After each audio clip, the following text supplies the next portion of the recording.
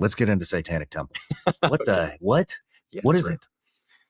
I mean, okay, so like the Satanic Temple, it's not really what you think. Like when you think of temple, you imagine like, oh, like people being sacrificed, like that's what you think. But it's more, they have it more as a museum. They have just this like demonic satanic art throughout it and just this weird dark imagery. It's more of a political activist movement. They promote abortion. They basically just say like, have you ever seen the Baphomet goat? Have you ever seen that? Yep. So it's like that goat head with the women's breast, and it's sitting there with its hands. It's got two children underneath it. Essentially, they say, hey, look, if you're going to have the 10 Commandments in a school, you should have Baphomet in the school, which is like countercultural to the 10 Commandments. I decided to look up the Baphomet thing. I think I've seen this before. I'm not even sure. There's so many demonic representations that are of a goat head and the long horn and someone kind of sitting there like this.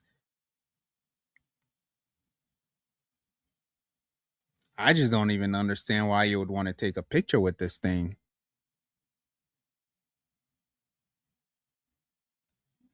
Okay, I think this is what he's talking about. But this one has skulls instead of little children. The people that do this kind of stuff, I just don't understand why you think this is beneficial to you at all. The dude has skulls next to him on the floor, symbolizing what? Death? I don't get it, and I'm not trying to. Activist group. It's a really dark space. I've been Is in it legitimately called the Satanic Temple? Yeah, you can look it up. It's in Salem, Massachusetts. It's sincerely one of the darkest places I've ever been in my life. And both times we went in there to pray. Pray that every person that steps foot in that place would feel the conviction of God and leave. Okay, walk me through the whole thing. I want to hear this. Yeah. So, well, Salem, Massachusetts, they film like all the Halloween stuff there. And so in the fall, like it can get a little crazy down there. So we do a lot of evangelism during October in Salem, Massachusetts. But that's where the Satanic Temple's headquarters per se is there. It's this building. It's just a little black house, really, is what it is. But you can buy a ticket, go tour it. But there's not much in there. It's just a few bedrooms and then like a merch booth where they're selling like the Satanic Bible and things like that. I've never read it myself. I tried to get one and couldn't get my hands on one because they were selling out so much in Halloween. Why are we buying a Satanic Bible? What's going on? But you walk through in there and there's just like weird, bloody, demonic, naked images and like paintings and art in there. The famous Baphomet statue is in there. You can like take just from a practical standpoint, like people go in there and take photos with it and weird, interesting like statues and relics. But it's Sick. dark. And a lot of the people that work there, they're not really Satanists. They're more atheists. So it's more of like a political movement, an activist movement. Oh, that's crazy. So you're going to take demonic, bloody images of a demon and you're going to say it's for a political movement of promoting what exactly? And also, I don't know why you want this in your camera roll. Like, where you're going to show your friends, hey, look, I got a picture with this demon that's celebrating death and freedom from God. Hey, look, it's cute. What? Essentially, but the things that they promote are demonic and it's dark. And so we just wanted to go be a light. So we went in there and prayed and asked Jesus to convict people that walk in there. Because there's people that like don't believe any of that stuff that just go in there and see it. Do you feel anything walking in there? Absolutely. I mean, you feel this like uneasiness in your heart, in your spirit. It feels dark. It feels demonic. It feels heavy. You can feel the weight of the world in there even. And I'm gonna be honest. There's very few environments that I go into that I like don't like to be in. That's one of them. I'll bet. That's really one of them. It's the fact that he even went in there is a testament to how much he's willing to put up with just to maybe talk to somebody. Because, like, I get what he's doing. He's an evangelist, but why would you want to go in there and sanctify it? You know what I'm saying? Like, the people that are going in there, they, like he said, they're either atheists. He said they're atheists that work there. Okay, cool. That's another sketchy thing about it. You'll never find an atheist working a Christian evangelical center or anything like that. That's the weird thing about atheists. They will work at a satanic booth or a satanic center and then say it's for a political movement and then like not even touch the whole idea of Satanism. And yet Christians say Christ was alive, he lived, he rose from the dead, and they're like, you guys are a bunch of idiots, which I don't even understand how you can be in the presence of a demonic being and not understand or even feel any presence there. And then the moment Christian says, hey, Christ rose from the dead, the Christians are the idiots. Like, what are we doing here? Even the pictures on the wall and the bloody and all of that stuff, an atheist in their right mind should say, I don't even know why these pictures are being represented at a satanic thing that's supposed to be political. This is what we want to represent our political system. The symbol behind these things, the culture behind these things, abortion, this is what we want.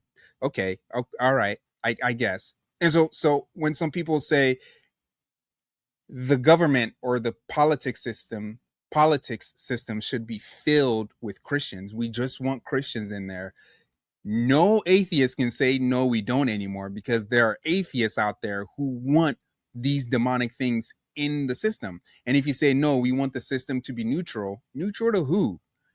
Neutral to Christians or neutral to atheists? You can't be neutral in this kind of battleground. Like, this isn't anything that you mess around with. But that's where it all started. And we just started bouncing all over different cities, different places. We went to the Burning Man festival. How was that? That's probably the darkest place I've ever been. Are you serious? It was worse than the Satanic Temple. Why? Well, they advertise it as an art festival.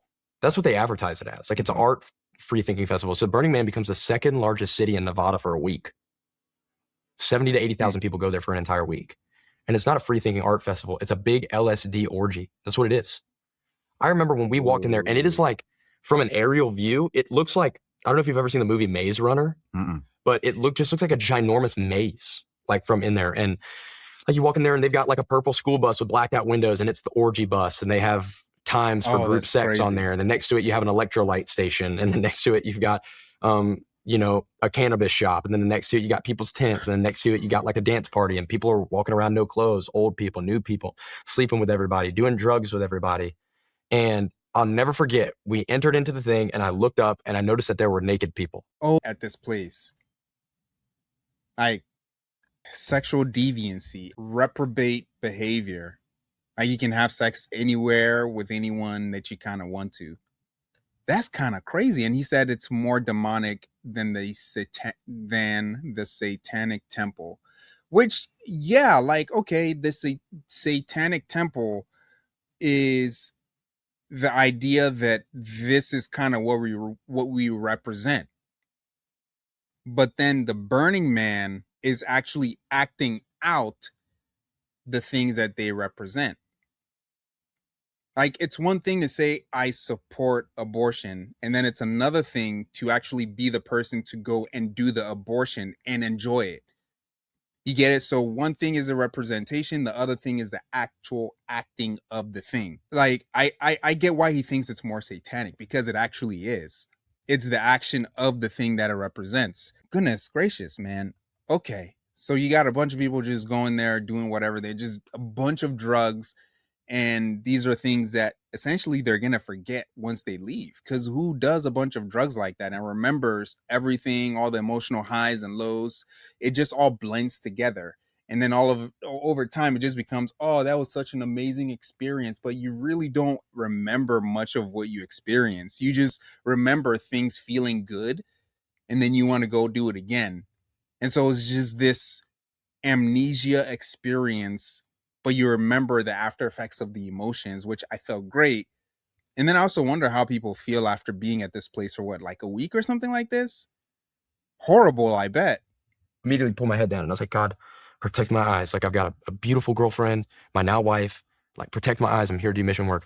I only saw naked men the rest of the day. So God was like protecting my eyes and protecting my heart. But it was dark, man. Like, it's just people lost and in search and in need of Jesus, but they won't turn to him. But we had some of the most fruitful conversations there. Really? I mean, are you expecting to talk to a Christian at Burning Man Festival? I would assume not. Absolutely. You're Some not planning there, on it. And then they actually. have that big statue, that they burn at the end of the week, the man, and like, whether you like it or not, like, sometimes people. Look, Christians are everything now. Christians are everywhere. You go to a Mormon church, I'm a Christian. You go to an abortion center, the doctor doing the abortions, I'm a Christian. Like, people say they're Christians. Everywhere you go, everyone says I'm a Christian. It doesn't even make, yeah, I definitely expect a Christian to be a Burning Man, participating in the Burning Man activities. Oh, for sure. For sure. Supposed Christians. Yeah. People worship that thing. Sometimes people don't. They have a big temple that they burn. A lot of the stuff that they build there is burnable. So by the end of the week, they burn it. It was very fascinating. I couldn't believe it was real. A lot of high profile people there that wouldn't want you to know that they were there. And it's just like people live a double life. That was like the realest double life I've ever seen. Will you go back? I don't know. Like high profile CEOs doing just wild stuff.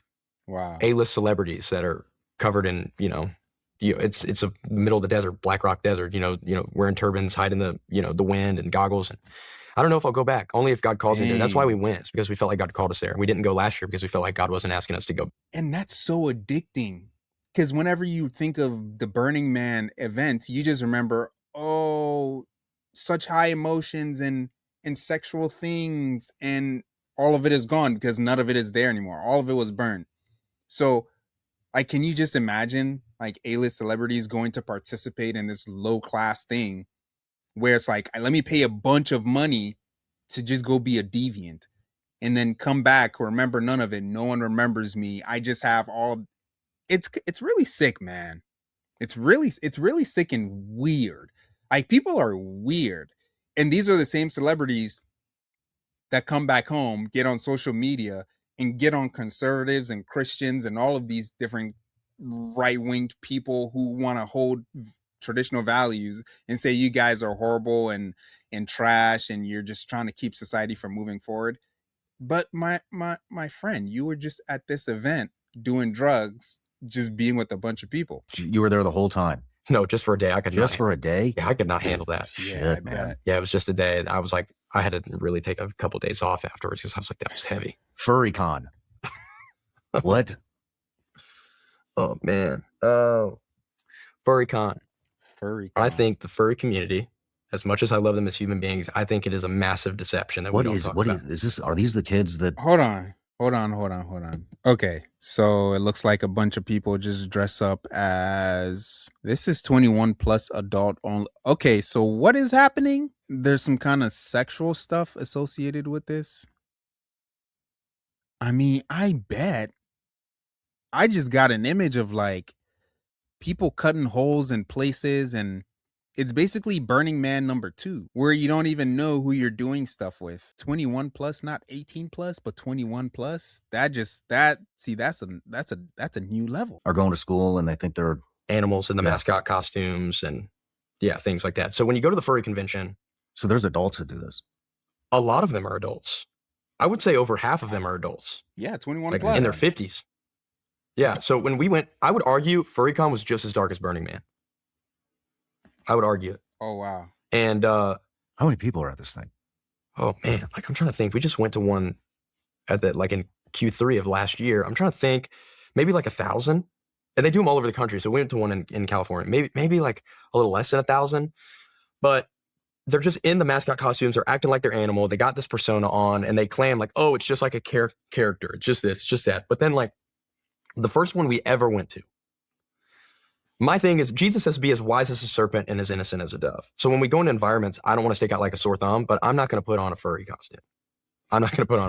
So I went in the exhibit hall to try to find a t-shirt. Well, they didn't have any t-shirts in there. It was all, tails and mascot heads and, furry heads and whatever. And then I noticed that there was a roped off section, and I should have used 2 cents in my brain. I had to show them my ID to get into the roped off section because it was another exhibit hall. It was an 18 plus explicit exhibit hall.